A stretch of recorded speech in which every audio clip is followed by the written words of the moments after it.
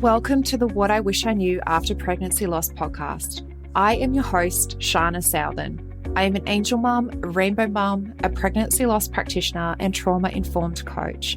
I created the Institute of Healing Through Pregnancy Loss out of my own experience with loss in the hopes to provide understanding and healing, educating people on pregnancy loss, and creating more women or men in trained support roles. In this podcast, I hope to shed light on what I wish I knew in relation to pregnancy loss, opening up the conversation, breaking the stigma, and bringing real-life stories plus guest experts. Thank you for being here with me today, and let's dive into today's episode.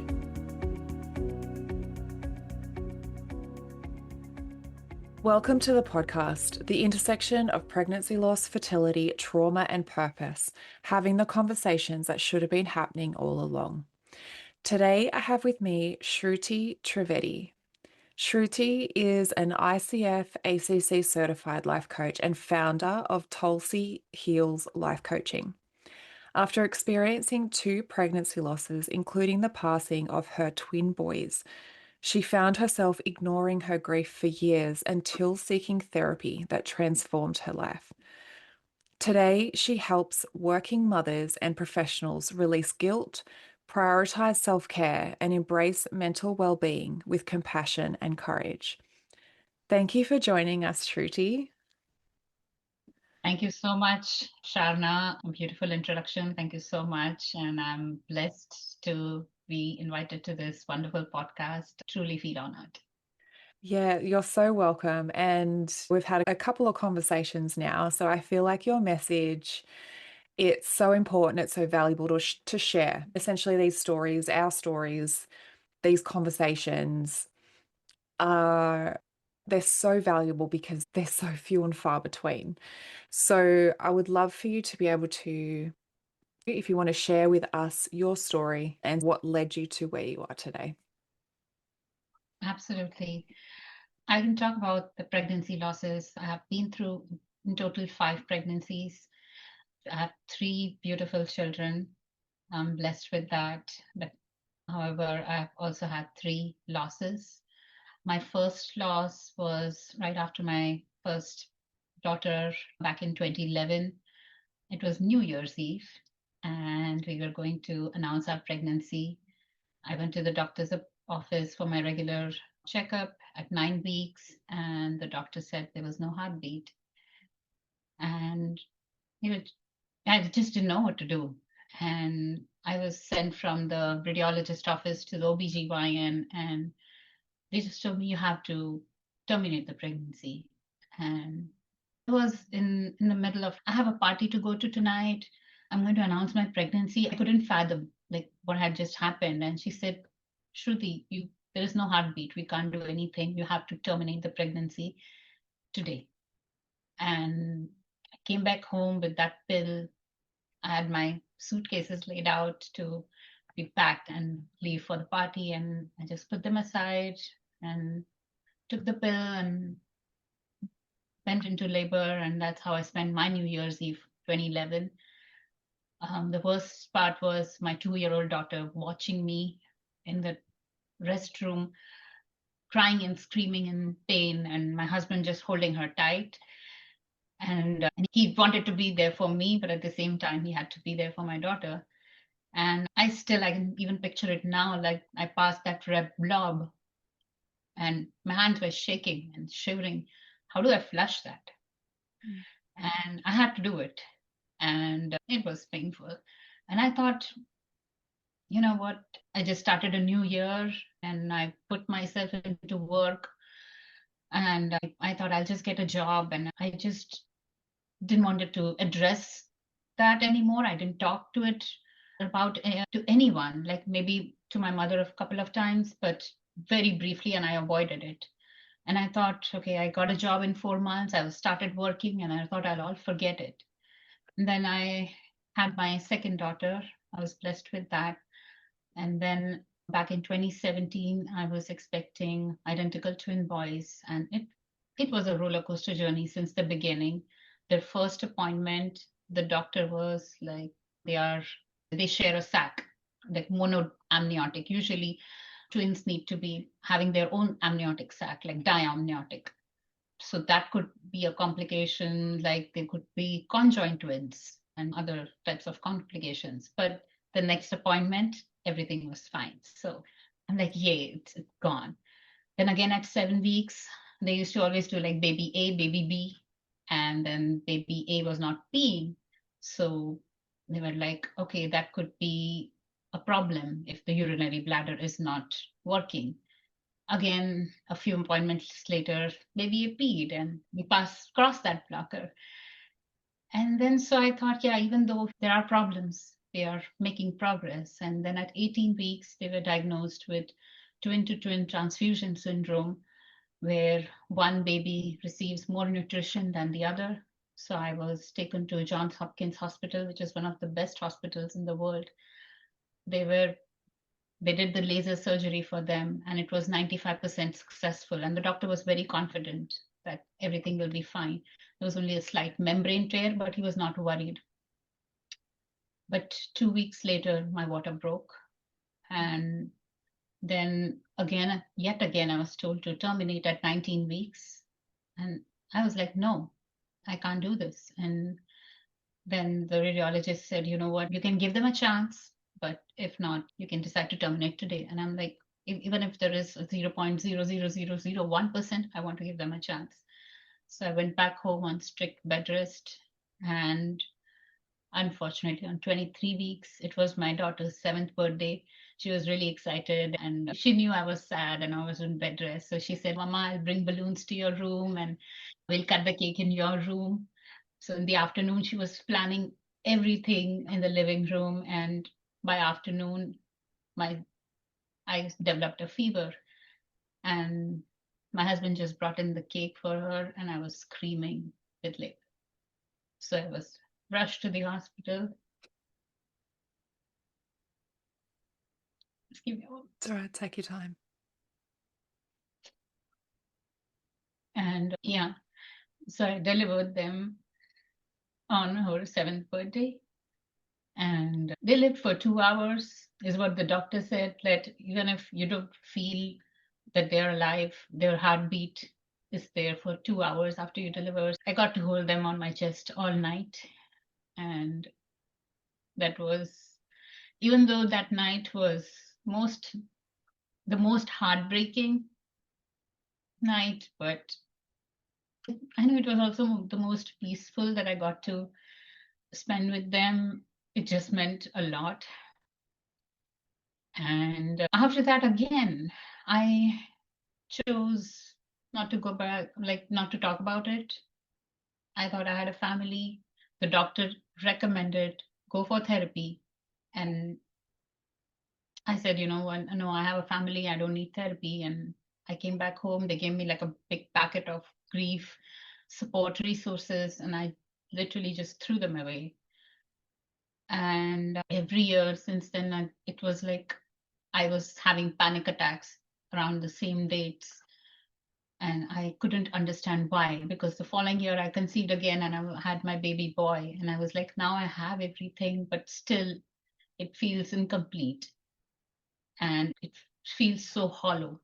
And almost 5 years later, my company was giving out like complimentary therapy sessions. I decided, let me talk and see.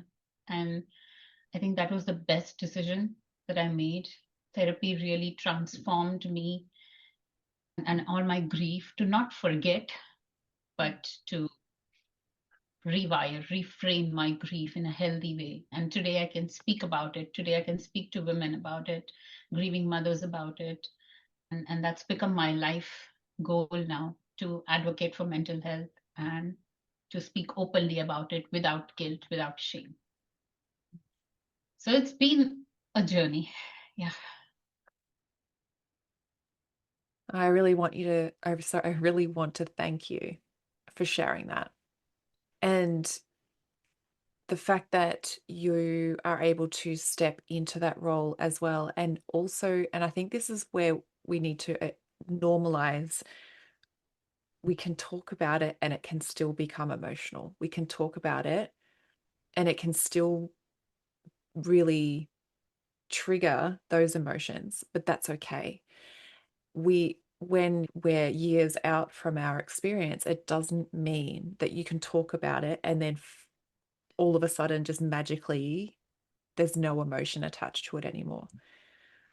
And I think that's where we need to share these stories, that even though we are years out, sometimes, not all the time, but sometimes it can bring back that grief, and that's okay. And that's completely normal. But to have the tools then to help yourself process that, help yourself move through that so that grief doesn't overwhelm you again. So I want to. This audio was created with Podcastle.ai. Doesn't overwhelm you again. So I want to thank you for sharing what you did and being so vulnerable and open and raw with your experience.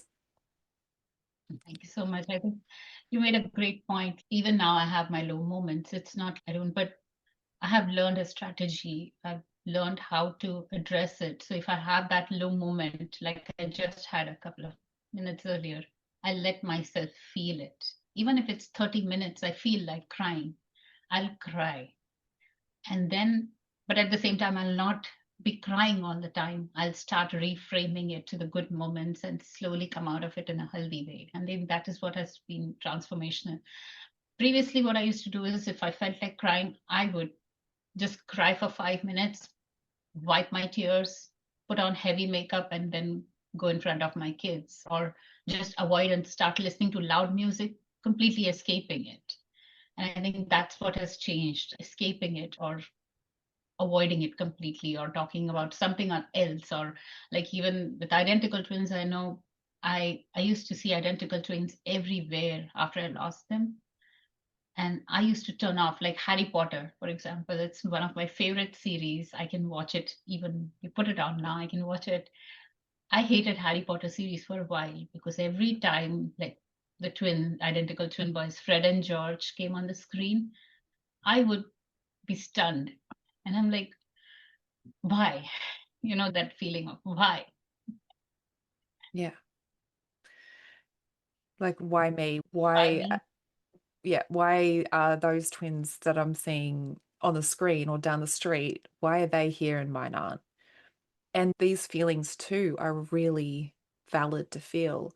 And I think we try to push those aside as well because they're not nice, or that's, and I did it. There were so many sort of dark thoughts that I had about wanting other people to feel my pain almost. And I was like, but that's not me. So I can't feel that. I've got to push that aside. I can't be that person, even though I know I'm not that person. But I was hurting. And these are the things that we need to give ourselves the chance to witness, but also to reframe, because it's completely valid that these feelings and thoughts come through, the emotions come through because of the experience. But the way that we choose the healing through it is to witness, to allow ourselves to sit with that thought, that emotion, and help ourselves process it, help ourselves move through it. And I think that's where, when you chose to do therapy, you seek those tools. Those tools just don't appear in your toolkit Yeah, magically, because we're not taught that. We're not taught how to sit with emotions. We're not taught how to process these huge life experiences because there is no rule book. And there's nothing to say that someone says, if you ever experience this in your life, this is what you do. So we need to seek that support externally. We need to get that help, because otherwise they become so consuming. And when we do choose to ignore them, they don't go away. They just sit under the surface until another time in your life where they're just going to come back out again. exactly. That happened in my case. Like I waited 11 years to finally get therapy back in 22. So the first one I avoided, and then second one again it cracked me open, but still I avoid it. And then it's not like it's all gone. And the phrase is time will heal. It's partial. Time will heal only if you address it, but not automatically. So sometimes these phrases just throw me off. I don't just move on. I've been told so many different types of phrases like, you can try again, you're young. And it just doesn't make sense to me. Yeah. Like at that time, maybe it will be a different time, but those are the times I think where we just need that presence and just simple check-ins, no long paragraphs of advising. And that's where therapy makes a difference, because family members do not necessarily have those tools to understand, and they are always biased towards the family member, right? But that therapist is completely unbiased, non-judgmental, and will give you the tools because that person is a professional and make you heal it in a very healthy way. And I think that's why I highly speak of it. Yeah, and I think that's the thing. Yeah, I just wanted to mention the time heals as well, because I keep hearing it, even from people in like the grief space and stuff like that. I still see it, and I'm like, it really irks me because I like it. Time heals only if you're proactively Yeah. participating in your healing. Like it doesn't, if you're sitting idly by, and time passes, time's just passing. That's it. You have to be proactive in your healing. You have to participate, you have to move through it. And I think also the whole therapy thing, like when we then choose, okay, how do I participate in it? How do I start proactively doing it? And it's okay to reach out for support. It's okay to know that you're not okay and Yeah.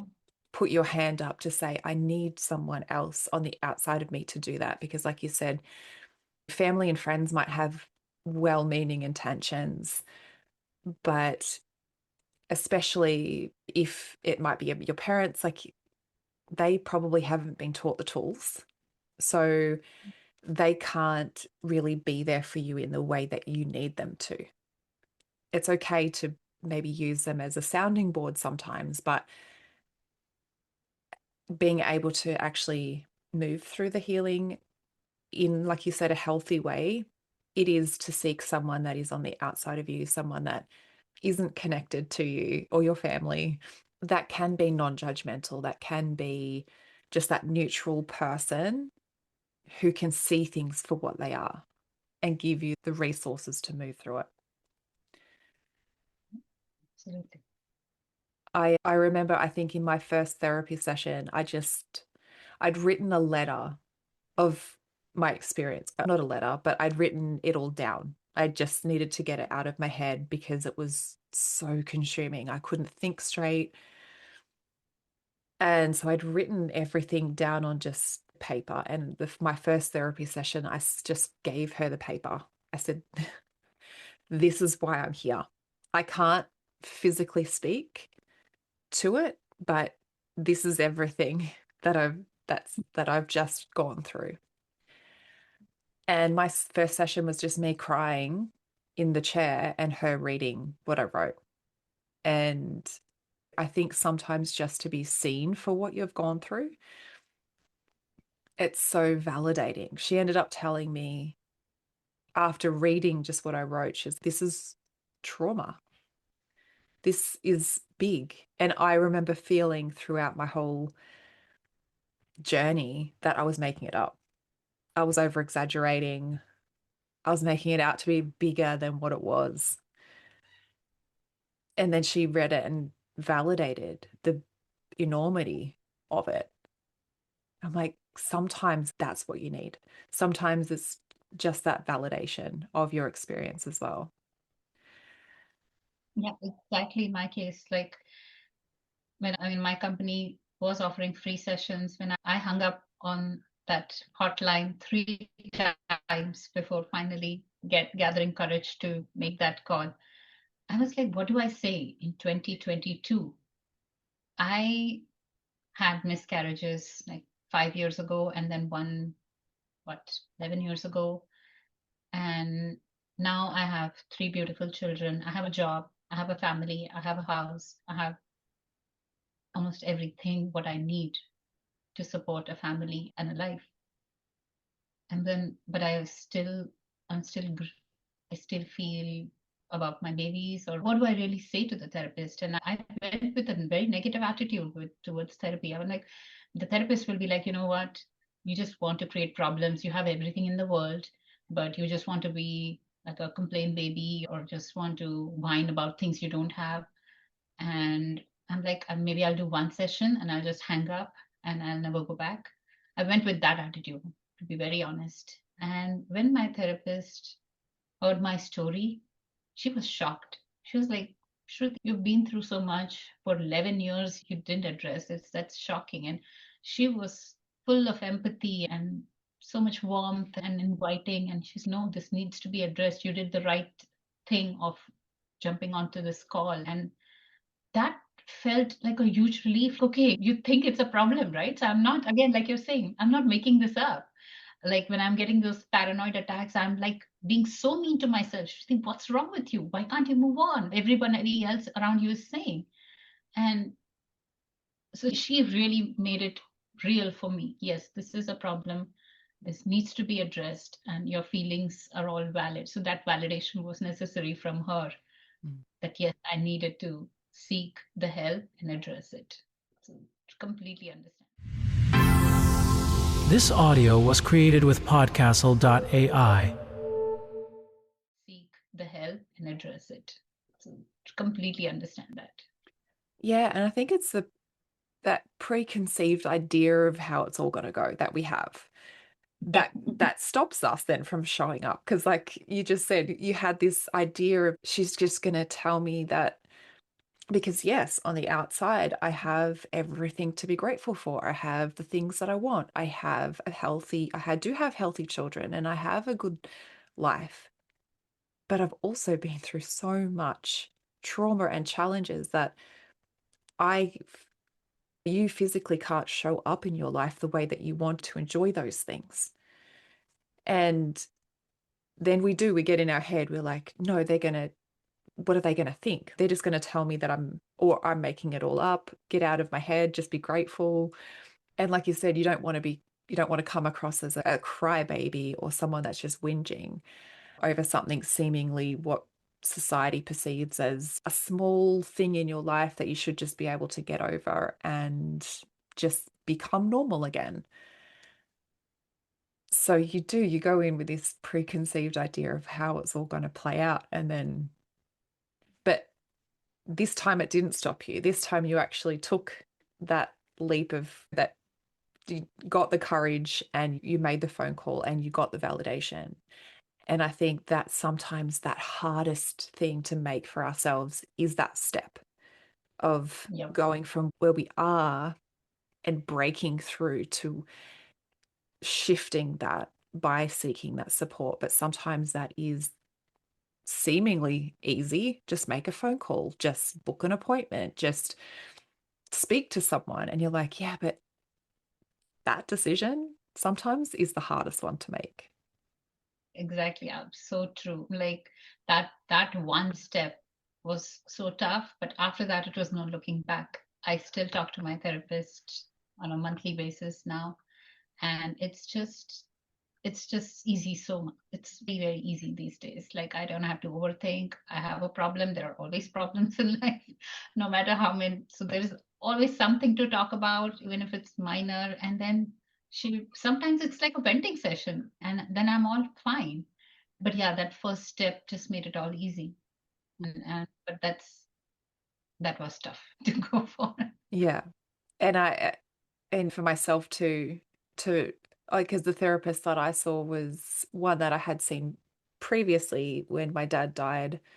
And again, in that sense, I was very similar to your journey, where I didn't process anything for about 6 years.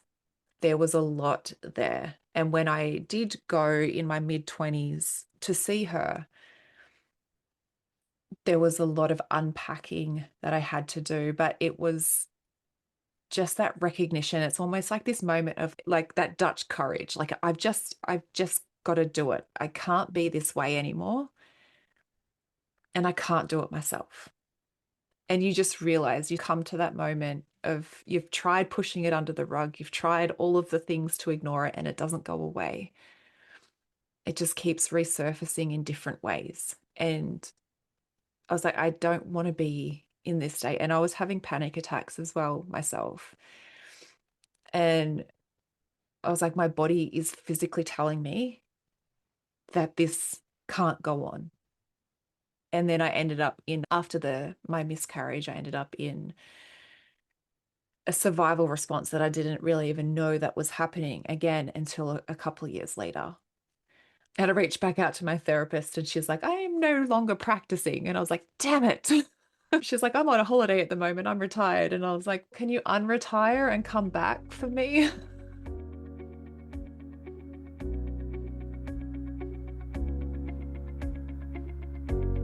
One in 4 pregnancies will result in miscarriage. 1 in 8 women will experience infertility. 1 in 100 women will experience recurrent miscarriage. And 1 in 160 births end in stillbirth. Have you been wanting to make a difference in the lives of women or men who have experienced pregnancy loss because you can see so many suffering in silence, but you just don't know how? Collectively, we can change how bereaved parents can access mental, physical, and emotional support after their experience.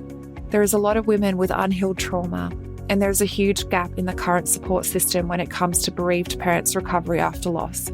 There are too many women and men suffering in silence. The Pregnancy Loss Practitioner Certification is a worldwide, one-of-a-kind program that gives you proven methods designed for healthcare professionals, medical staff, midwives, nurses, doulas, birth workers, coaches, and angel parents alike. The Pregnancy Loss Practitioner Certification is bridging that gap. It will give you a proven support structure to follow and education specific to pregnancy loss, created by a loss mum. It is creating more education specifically for loss so that you can enhance your service and become the point of difference. Or you can create the support that you so desperately needed in your healing after loss. This is the next level of growth and expansion you have been searching for. So does this sound like something that you have been searching for? Let's explore this more together. You can head to the episode show notes where you'll find the program application, or direct message me on Instagram and let's open up the conversation in how you can use this education. You have a gift, and I look forward to supporting you and witnessing you bring your gift to the world, healing and transforming women's lives.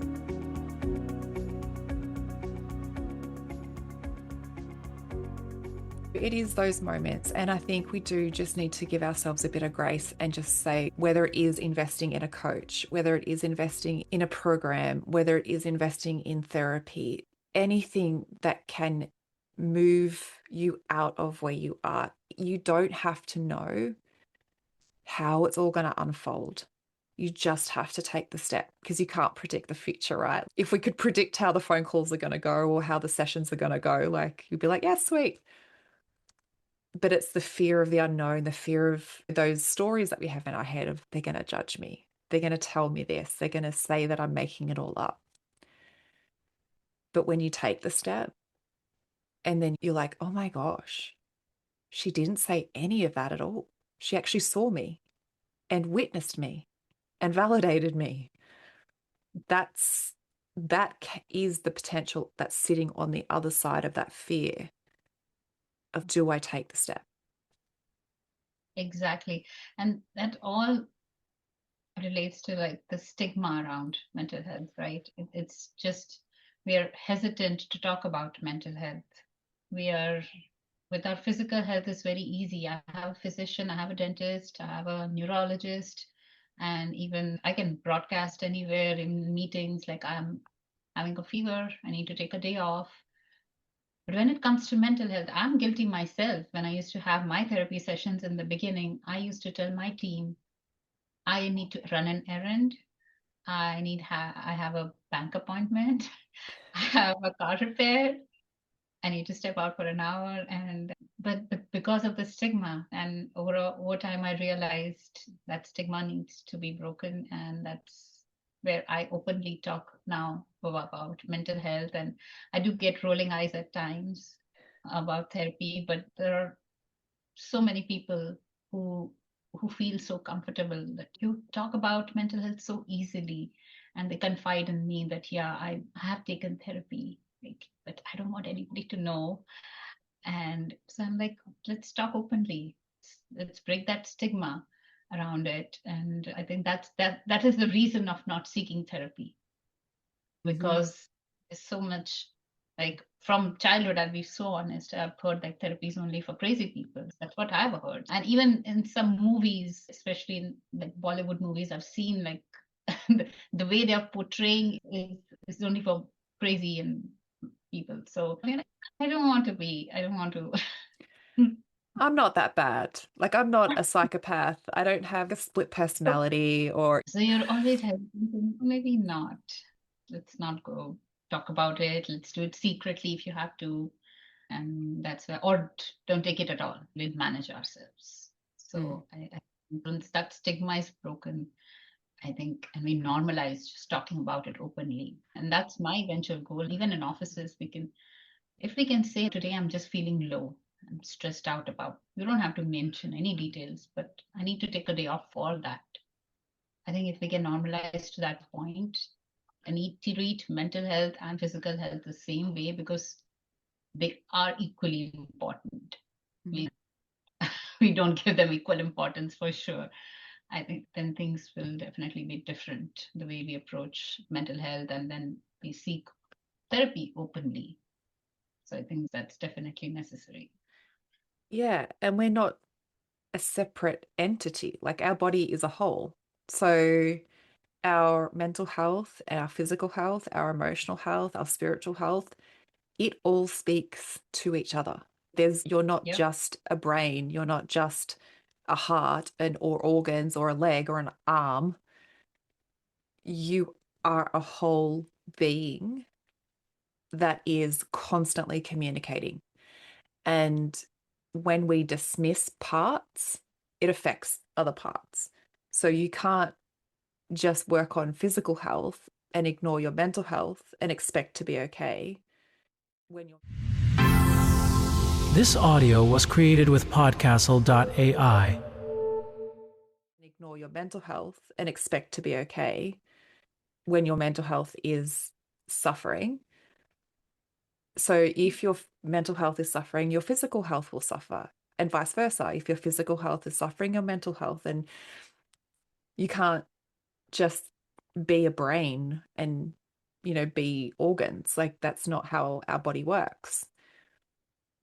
So when you understand that every single part of us is constantly communicating with other parts, to seek support for mental health is just, like you said, is just as important as seeking help from the doctor or going to holistic acupuncture and all of that. Like, our physical body and our brain and everything, they're not separate.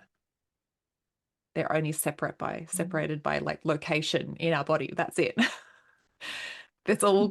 But they're all connected. And to be physically healthy and whole, it means that we do have to we have to make a conscious choice to work on all of these parts. And your mental health is absolutely 100% just as important as your physical health. But like you said, there's so much more, emphasis put on the physical. Yeah, we brush our teeth. This is the example I give everywhere. Like, we brush our teeth daily, right? No matter what, to cleanse, because our mouth stinks, right? And we brush our teeth twice a day. What about all the toxicity and the negative thoughts that accumulate in our head daily? Do we need mental cleansing daily? Yeah. And now we do it. And we're not. It could be as simple as a 5-minute meditation, or just going on a walk, or journaling, venting out all the thoughts on a piece of paper, or venting out to a friend. But that's not happening. We ruminate on those thoughts. We take care of our physical health very easily, but when it comes to mental health, we just ruminate and don't cleanse them. And that's where it all gets toxic, to a point where a term that I've coined is called mental tumor. And then we decide to address. So yeah, mine was towards that. I don't know if that's the right term to name, but I felt like I had to address it only after I I went through like so much pain. It's not going away and I need help. I think I need help, or I don't know if I need help, but let me try. So I decided to go for therapy. So I think that's needed. They are both, physical health and mental health are interdependent on each other. And until it starts sometimes it's until it starts showing on our physical health, we don't address the mental health. So it definitely needs to be cleansed on a daily basis. That would be, I think, the best way. Do your brush your teeth, and then also have a mindfulness practice, have a quick mental cleansing in whatever form you want to be as a daily routine, no matter what. And that's why this example just makes sense. Yeah. And you can picture it. Like you can picture like a mental tumor, like you can picture like what's happening. So it's whether or not it's the right term, it shows the emphasis on what like Yeah. it has the capacity to do. And I think that because there's so much stigma around mental health, and then on top of that, there's so much stigma around pregnancy loss, that I shouldn't be feeling these feelings. I shouldn't be thinking these thoughts. I shouldn't have any mental health issues. Like that, it just shouldn't be there because I'm just told to get over it. I'm just told I'm not. Maybe the medical system didn't see them as a big deal. Maybe the people around them don't see it as a big deal. So then you're like, can I? I ended up getting depression. I'm like, can I get depression from that? Was that making it up? Is that a weakness that I just slipped down this path and I was diagnosed with depression and high functioning anxieties? I was like completely unable to be in the present moment at all. Like my body just would freak out. So there's so many layers to that.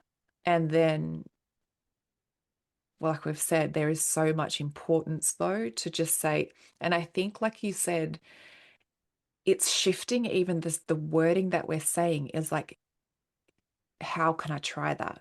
Or becoming curious about that thing as opposed to completely shutting it off and thinking of it as a dead end type thing. Maybe I could try counseling. How could that work for me?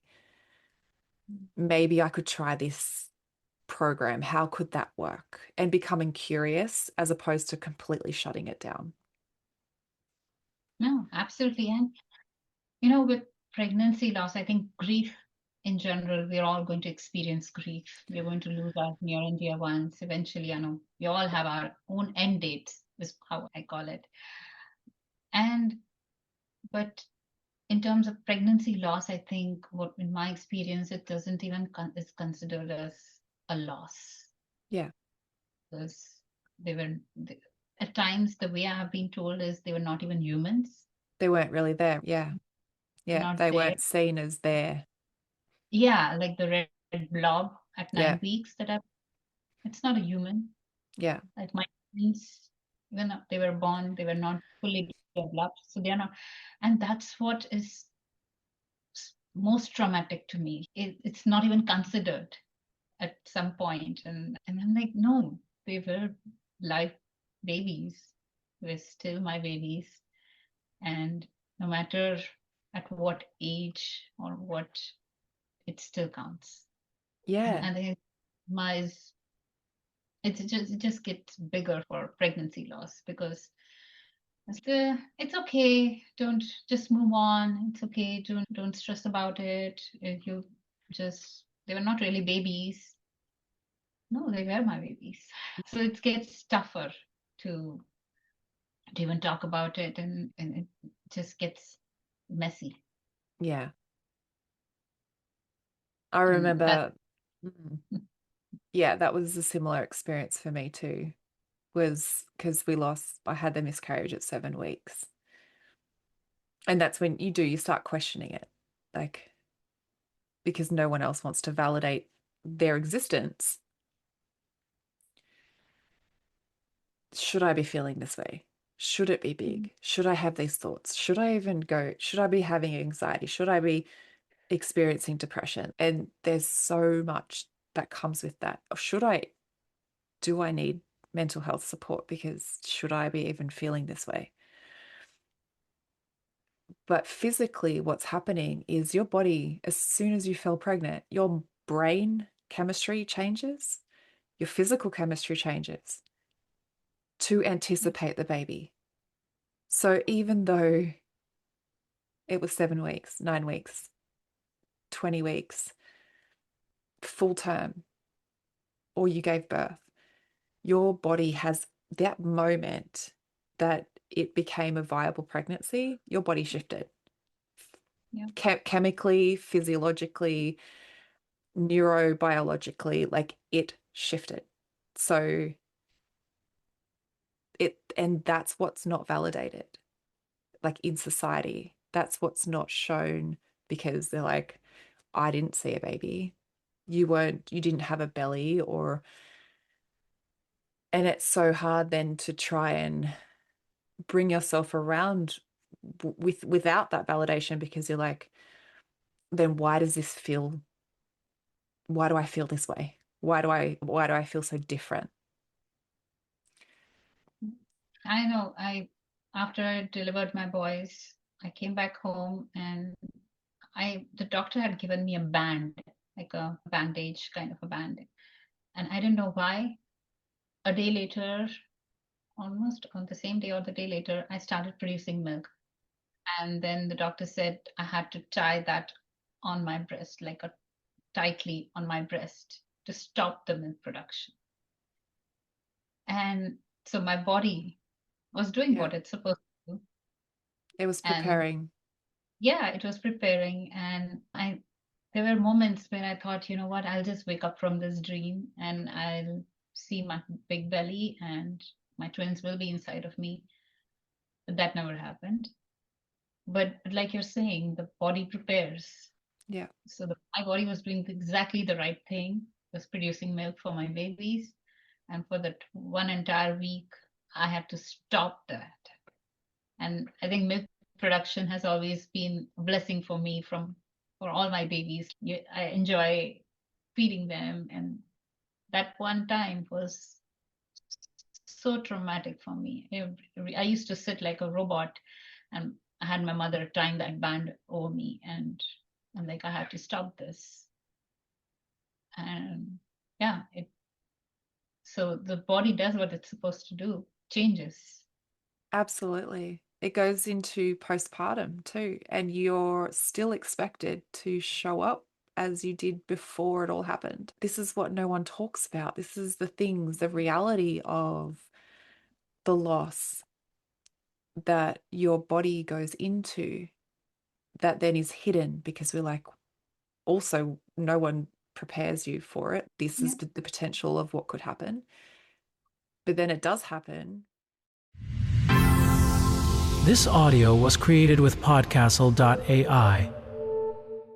Of what could happen. But then it does happen, and there's no support, because then you're like, this is happening, but you can't go to a mother's group. You can't go, you don't have a midwife coming and checking in on you like you do when you've got a baby at home. There's no one coming in to check on you. You don't get that support that you need, that your body needs, but it has gone through that, almost like the same transitions.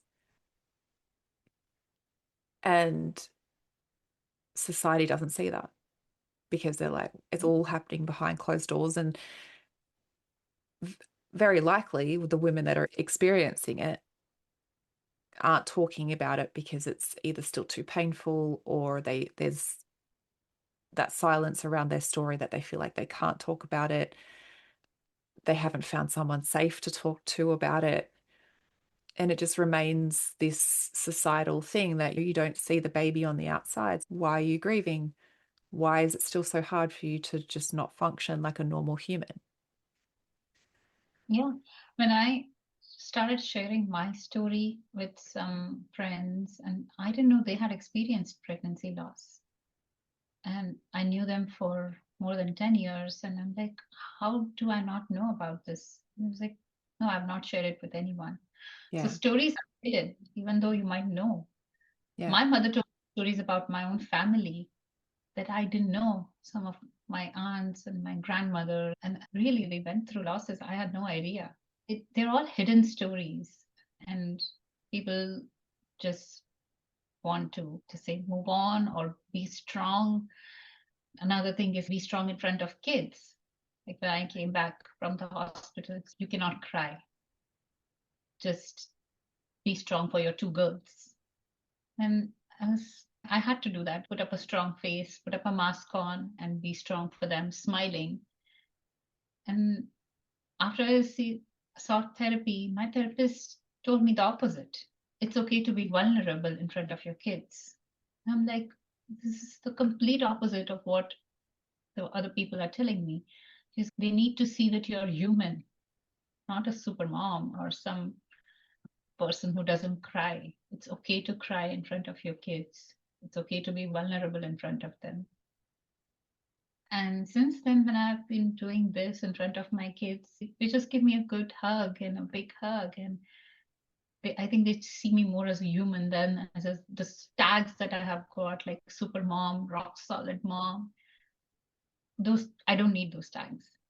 I just need sometimes a tag of a human. Like I feel like crying. I feel vulnerable right now. And I think that has really been transformational for me Yeah. to show my kids my emotions. And so I think I'm also passing on to them, like when they grow up to be moms, they don't have that pressure that my mother-in-law cried in front of me, so I need to be that same way. So I think it's also in that to them. And I think that changed me too when my therapist told me differently. And I'm like, yeah, that makes so much sense. What I'm passing to my kids, that just don't cry in front of your own kids then. Yeah. Everything shifted for me, and those tiny little changes have really changed me as a person. And I'm able to be open now. I'm able to talk about it now.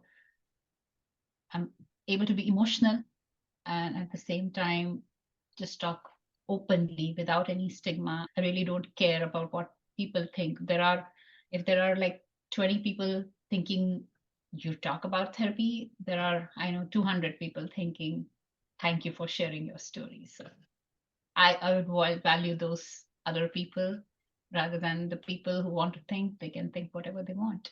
And Hmm. I'll respect their priorities and their decisions in life, but I will value the ones that really invite me and say that, okay, thanks for sharing, and we have our own stories to share. Yeah. I love that. And yeah, I could keep talking to you for so long. And I know we've been talking for a while now. Do you want to share where people can find you and maybe open up the conversation with you, talk to you about what you do?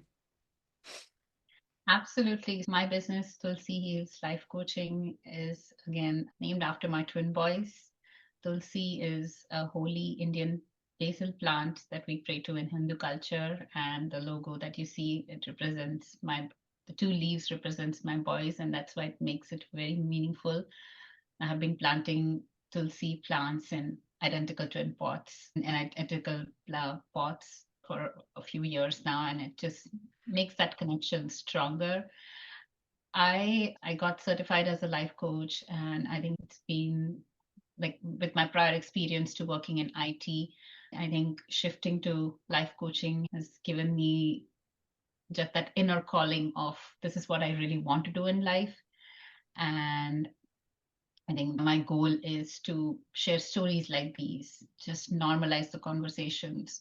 So for working professionals and mothers who are still drowned in like self-guilt, or they're not able to share stories like these, that's the space I want to create. And I want to help people just create a better version of themselves. So definitely they can find me on social media. It's I'm on TikTok, Instagram, Facebook, and they can connect with me or even book some time with me. I have the links in my bio and my social media platforms to just even have a simple session. It's a complimentary session. They can join and just talk and see if there are any strategies that I can help them and take it from there. Yeah, no, it's a beautiful, and I'll make sure that everything's linked in the show notes as well, so that you're only a click away for them. So if they do want to see what you're all about or connect with you, then definitely check the show notes to connect with Shruti. Thank you so much for being here, for sharing, like I said, your story so openly and vulnerably. And I do encourage women to start becoming curious about how they can support themselves through their mental health. And if you do want to open up that conversation, you can reach out to her. Is there anything else that you wanted to leave the listeners with, Shruti, before we wrap up? I think my tagline is self-care isn't being selfish. And I think that's what I want to focus on, because that ripples to every area, like even seeking therapy, and take care of yourself before taking care of others. And I think self-care is often confused with being selfish. So that's my tagline. I go by that. And I think since I've started taking care of myself, I've experienced transformation. So that's what I will advocate and teach other people, how to focus on self-care and self-love. Yeah, no, it's also amazing. And yeah, that is actually something that's really important because, again, with conditioning, we're taught that you can't focus on yourself, you can't do things for yourself, or that self-care has to be this elaborate thing. But it doesn't. It can be simple little things. It could be even just saying yes to your needs in that moment, whatever they are, acknowledging that, and then going, okay, what's my next best step? What is the next step that I need to do to make this my reality, start bringing that sense of whatever that self-care is that you need into your life right now. And yeah, finding places where we can have these conversations and feel seen and witnessed and validated is a form of self-care. Yeah. No, I really, truly appreciate everything that you've shared today. And I could have gone into so much more that you were talking about, but I know that we would have been here for like hours more. So I appreciate you. I appreciate your time. And just thank you again for being here. Thank you so much, Sharna. It's been a pleasure talking to you, and I truly feel honored. So thank you so much for inviting me. You're so welcome. Thank you to all that have listened in. If this episode was valuable to you, I invite you to leave a review on Apple Podcasts, and I look forward to supporting you on the next episode.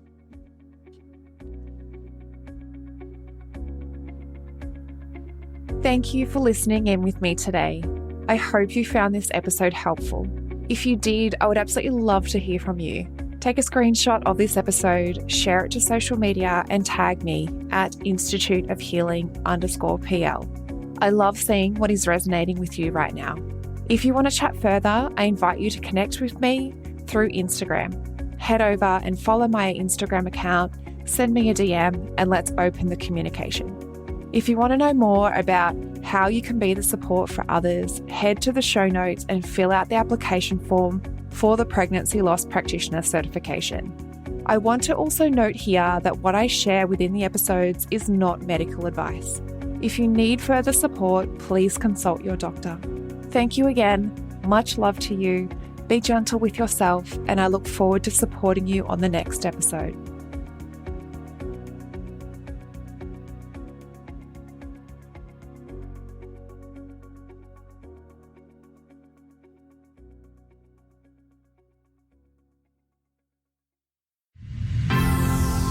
This audio was created with Podcastle.ai